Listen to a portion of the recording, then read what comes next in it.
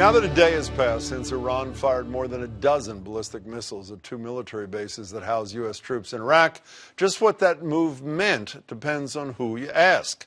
Iran has been calling it a slap in the face of America, fulfilling their pledge to retaliate after the killing of top Iranian General Qasem Soleimani last week. But if you ask Donald Trump, it was more like a slap on the wrist. We suffered no casualties. All of our soldiers are safe, and only minimal damage was sustained at our military bases. Iran appears to be standing down, which is a good thing for all parties concerned and a very good thing for the world.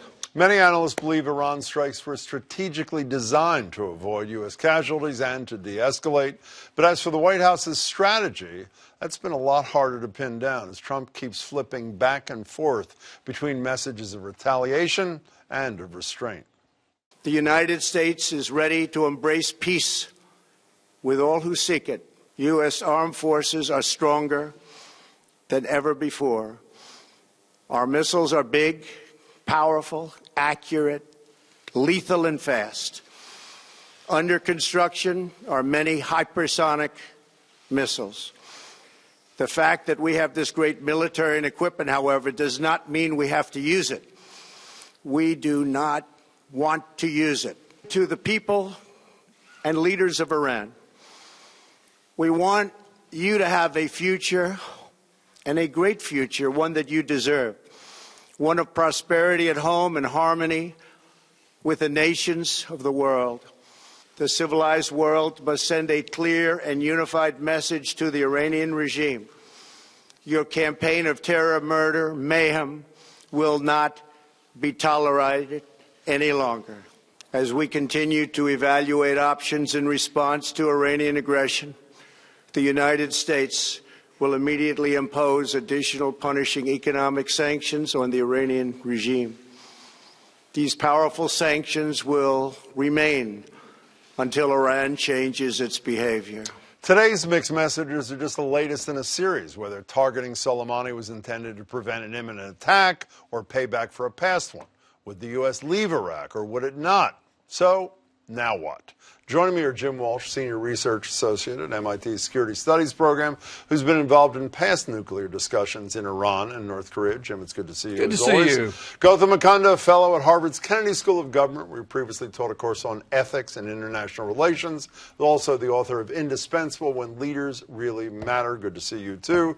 Monica Duffy Toft, a professor of international politics and director of the Center for Strategic Studies at Tuft's Fletcher School of Law and Diplomacy. Monica, it's great to meet you. Thanks so much for being here. Gautam, let me start with you. Trump took us to the brink with what, let me call this foreign policy by impulse, took us back this morning.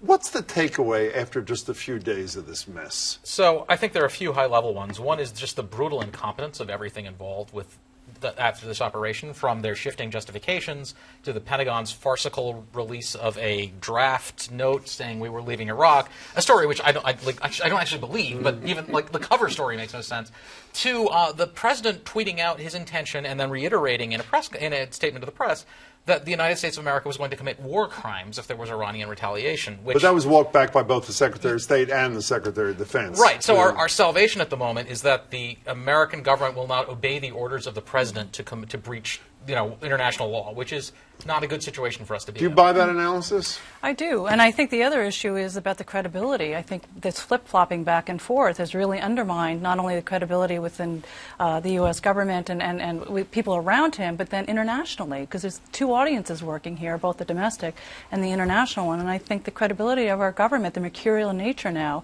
has really been revealed in this particular crisis. I'm going to return to credibility in a second because I think that's huge. But I want to get your initial thoughts, Jim, about just, 4 days or 5 days of this? Well, I think it's deja vu all over again, and we'll see it in 3 to 6 months. So 6 months ago, in the summer, you'll remember that the president authorized a missile attack and then rescinded it. With 10 minutes to go. With 10 minutes because to go. Tucker Carlson from Fox News advised him that it would run counter to his notion that we're not going to get involved. And so we've had this episode, and people have backed down. We had other episodes with the drone shootings.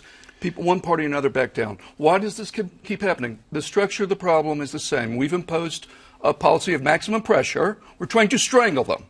And they're going to continue to kick back. They're not going to just sit there and say, why didn't they kick "Strangle back me, harder, strangle me." assuming these reports are right, and that they had the ability to be so precise that they would not cause fatalities? Why didn't they hit us back harder? If Because Trump's the one strategy is thing not that we working? have going for us in this relationship is that neither side wants a full-blown war. Unfortunately, however, both are pressing, right? If we continue to strangle them, they are going to continue to do things. And then the question will be, with a broken national security process, which I do think it's broken, small people in acting positions, things may quickly, the combination of those things together, when this happens again and again, eventually one of them is not going to work out so well. Can we return to your credibility thing? I was on the radio this morning, and right after Marjorie Egan and I were on, and immediately after we carried the president's 9-minute statement, I said the following. I said, I'm glad that no American, I didn't say that I was glad that no Americans were killed. I said I was glad that the president says no Americans were killed, because I wanted to be careful, because one doesn't know if he's telling the truth about such. What is the impact of that? I mean, forget the American citizens on our relationship with our allies. I know you've written about our allies. What's the impact? Well, so the impact is, why that's such an important statement on his behalf is twofold. One is that he's accepting, perhaps, at least publicly, that no Americans were killed. And secondarily, I think in a sense he's drawing a red line for the Iranians, because what it was good to finally have that reported, that there's a belief that no Americans and no Iraqis were killed, no human casualties. Now, there was destruction. And so what makes me nervous is, what if the Iranians do something and actually an American or an Iraqi does get killed?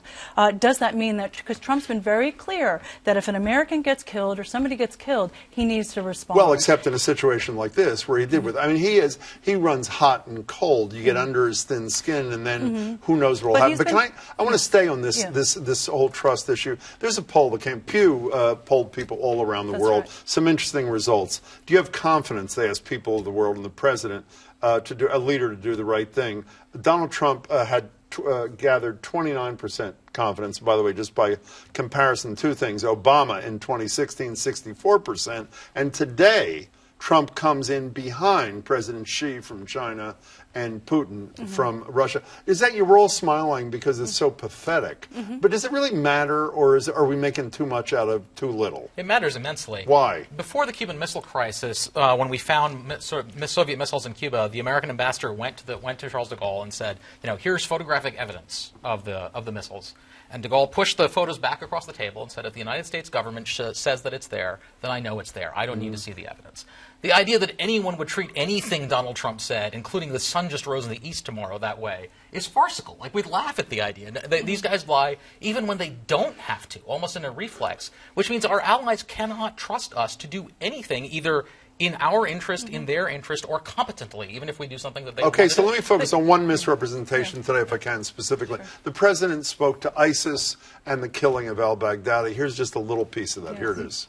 3 months ago, after destroying 100% of ISIS and its territorial caliphate, we killed the savage leader of ISIS. Tens of thousands of ISIS fighters have been killed or captured during my administration. So we all know that 100% of ISIS has not been destroyed. But what damage, if any, has what's happened in the last few days done to our ability to restrain ISIS, to not have them re-up themselves? Well, in the near term, obviously, it was announced that NATO and U.S. were pulling back on their training exercises until things calm down. Maybe I presume they'll resume at some point. It could very well be that a secondary consequence of this is that the U.S. will withdraw from Iraq. And how serious would that be? Well, I think there are plenty of people who want to kill ISIS. So I tend to be less enthusiastic about traveling around the world and flying in order to kill ISIS as our on the part of the U.S. Yes, because I think they have lots of enemies. So you're not troubled by it. Well, it's certainly not the way you want it to happen. In other words, we fight a shootout on our friend's territory, and the friend says, please stop that. And then we say, oh, yeah, we'll sanction you. That's not a good way to handle alliance relationships. But to your point about this credibility issue, what are the Iranians, the next time this happens, and it will happen again, are the Iranians supposed to think that it'll be the Donald Trump of the summer who sort of acted with restraint, or is it the Donald Trump of the last 2 days who everyone agrees went completely What's wrong that with keeping him crazy guessing? with If escalation. Donald Trump was here, he would say what he said on multiple Exactly. occasions. It is always good to keep the enemy guessing. What's wrong with And that that's approach? completely wrong because it encourages worst-case thinking on the part of your adversary. You And buy let that? me also say that,